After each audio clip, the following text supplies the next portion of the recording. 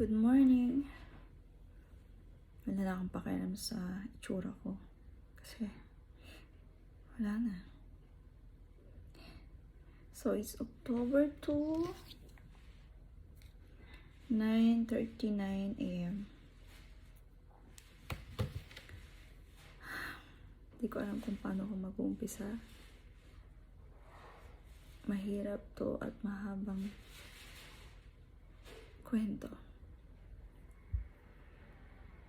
So, this last month, ng September, grabing hirap, grabing hindi ko alam kung paano ko ikukwento. Napaka masalimuot at hindi maganda ang September ko, pero alam ko naman na binigay ito ng Diyos dahil kaya ko itong lampasan. So, October 20, ayun nga, nagpa-endoscopy ako. Hindi magandang nag-resort hanggang sa nakumpay ako sa Fatima ng 3 araw. Tapos, nagpa-MRI ako ng Monday. Ano bang date yun? So, basta Monday. Umuwi na ako ng bahay. Meron pa rin akong P-bag sa aking left and right kidney. Ganun pa rin. So, October 27, bumalik ako for the MRI result. Ayun. So, nakita na lahat ng pinagmumula ng sakit ko. Yung pala yung sa ovary. Yung uterus ko ay may bukol sa loob. May bukol, so kailangan yung tanggalin. Sa kasamaang palad, unfortunately, pati yung bladder ko and the rectum ko nagkaroon din ng problema. So, kailangan din yun gamutin. Kailangan din siyang i-surgery. So, 3 surgery yun. Yung bladder, yung uterus, at saka yung rectum. Yung rectum, yung lapit sa daanan ng dumi natin sa puwitan. So, kaya pala kapag kakain ako noon, yun talaga yung dinadaing ko na kailangan magpunta na ako ng banyo agad kasi after kong kumain mga 10 minutes, 5 minutes, umihilab na siya. Yung pala may problema na rin ako dahil nga sa ovary ko nagka-complication na. So ayun, grabe yung October 27 na yun, hindi ko makakalimutan dahil sobrang hirap tanggapin. Sobrang sakit na hindi ko alam kung paano gagawin na ba't ganun na talaga ganun na pala talaga. Kaya dapat talaga kung may masakit sa inyo, kailangan ipa-check nyo na agad. Kasi sa akin nangyari, oo, pag nireregla ako napakasakit, pero hindi ko yun iintindi kasi akala ko normal lang yun, lahat ng babae ganun. Pero hindi pala, meron pala akong bukol sa mattress. Tapos yun nga, dinadaing ko din na kapag kumakain ako, nung pala nadamay na pala yun. Pagkatapos, yun nga, 2 beses ako na-hospitalize sa kidney ko na pyelonephritis nung pala dun din dahil din dun yan sa mattress ko. Nagkakaroon ako ng kidney inflammation, parang kidney fail. Hindi ko alam kung ano yun. So, ang dami nangyari, ang hirap tanggapin. Pero wala talaga tayong magagawa. Kailangan lumaban para mabuhay. Para sa pamilya, para sa mga mahal sa buhay, sa mga kaibigan. Kaya ito ko hanggang ngayon lumalaban. Kailangan kong lumaban para sa mga anak ko din. Mahirap. Masilamuot. Pero kailangan Kailangan ko pang umuwi ng Pilipinas ng buhay. Tagal ko na dito sa Korea tapos ganito pa mangyayari sa akin. Uuwi na lang talaga ako Nagkasakit pa ako. Kailangan kong tanggapin. Kailangan kong lumaban. Para sa mga nagmamahal sa akin at nagtitiwala sa akin dito. Hinihintay pa ako ng pamilya ko.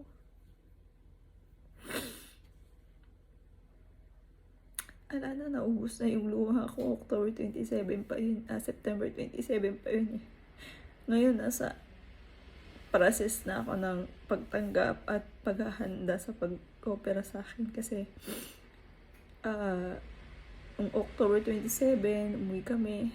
Nalaman namin na ganun. September 27. Bakit ba ako October 27? October 27. September 27 yun. Yung araw na yun, mabigat.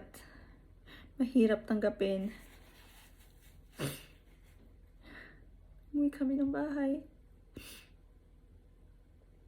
Sobrang hirap kong tanggapin. Hindi ko alam ang gagawin ko. Nag-iisip ako kung uuwi ako ng Pilipinas, doon ako mag-opera.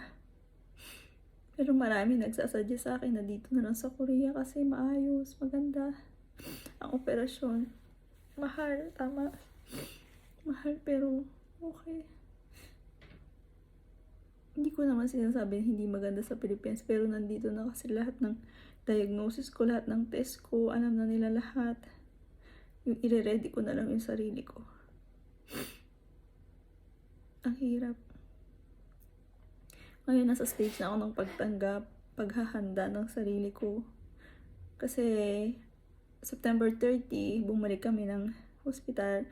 Kasama ko kaibigan ko.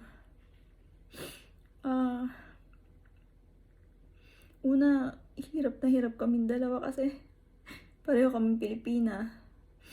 Korean yung hospital na pupuntahan namin. So, bahala na, nilakasan na lang namin loob namin paano mangyayari. Ngayong araw na to, dumating kami ng hospital. Nagtanong kami sa front desk. Hinanap namin tong tao na to, yung obigani namin ko. Dinuro kami sa 3rd floor, so punta kami ng 3rd floor. Yun, napunta kami, pumila, nag-intay. Pagkatapos, binigyan kami ng papel na, kasi para, nagpunta kami dun sa ospital para magpa-test na at magpa-schedule kung kailan na pwede akong i-surgery kasi desisyonan ko na talaga na dito na lang sa Korea, hindi na ako uuwi. Tapos, ayun.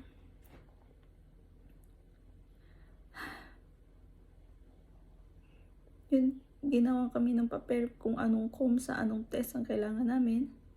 So, yun, lumabas kami ng opisina ng obigayni. Andun pa rin kami sa loob ng hospital. Malaki yung hospital sa Fatima, dito sa Daegu. Pagkatapos, hawak namin yung papel. Hindi namin alam kung ano gagawin namin. Kaibigan ko. Tapos, yun, biglang mayroong isang madre na lumapit sa amin. Tinanong kami, anong lahi nyo? Sabi namin, Pilipino. Pilipin kami. Tapos sabi niya, anong kailangan nyo? Ganyan-ganyan. Pinakita namin yung papel ko. So, yun, ginaid niya kami hanggang sa first step, second step ng test namin, test ko. Sinamahan niya kami, Diyos ko. Sa tingin ko talaga, padala siya sa akin ng Diyos para ma-guide niya kami yung araw na yun. Lord, talagang, hindi talaga natutulog ang Diyos. Totoo talaga yung Lord. Dati nakalimutan ko siya eh. Ngayon, kailangan ko siya. Nagpaparamdam siya talaga. Tutulungan ka niya talaga. Hindi talaga. Totoo talaga may Diyos.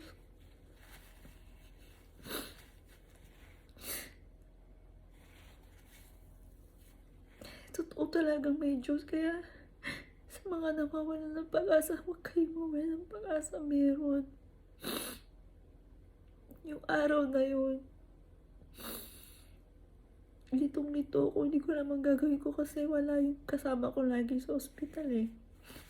Koreano. Siyempre siya, alam niya lahat. Naiintindihan niya kami ng dalawang kaibigan ko. Pareho kaming Pinay. Hindi namin alam kung paano gagawin. Pero biglang may lumapit na isang madre na tinulungan niya kami. Ginaid niya kami kahit kung saan kami pupunta. Ano gagawin namin. Hinintay niya kami. Diyos ko, Lord.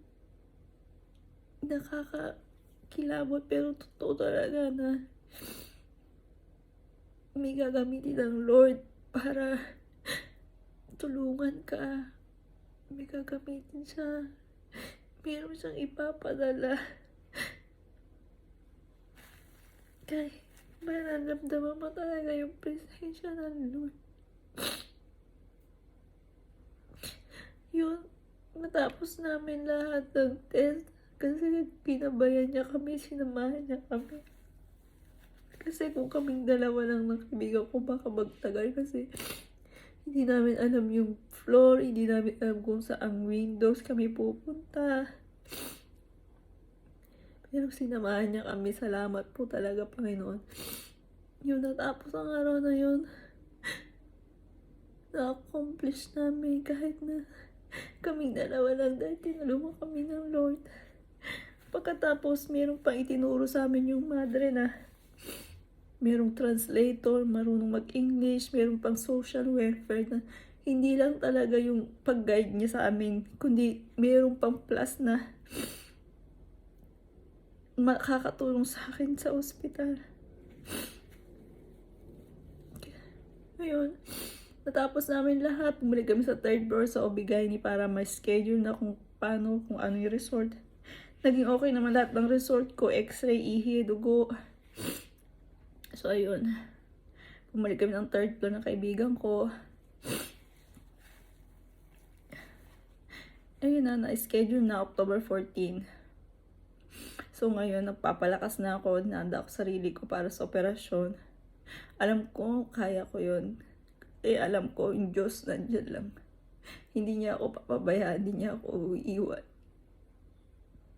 Dahil alam ko na gusto niya makauwi pa ako, masama ang pamilya ko.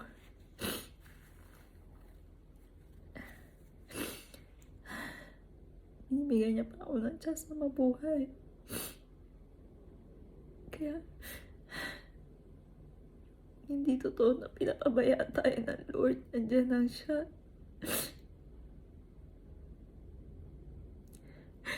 Totoo na may mga anghel. Totoo may Diyos. Natutulungan ka. May gagamitin siya. Kaya huwag ka mawala ng pag-asa. Ako noon, hindi ako naniniwala, wala. Pero ngayon, nagigising na ako. Kasi gigisingin ka talaga niya. At ipapaalam niya na meron siya.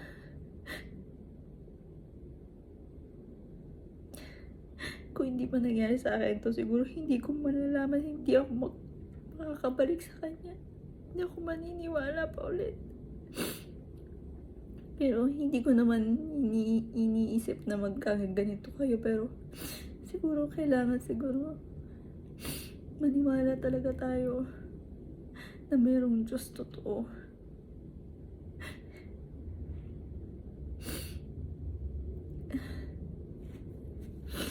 Diyos ko. Ngayon, naghahanda na ang sarili ko. Hinahanda ko ng sarili ko para sa operasyon. Kailangan ko ng prayers at suporta para sa akin. Kakayanin ko to, kakayanin ko.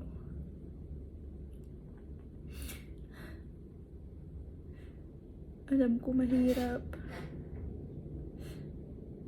Mabigat, pero lahat gagaan dahil sa Diyos. Mayroong Diyos talaga na tutulong.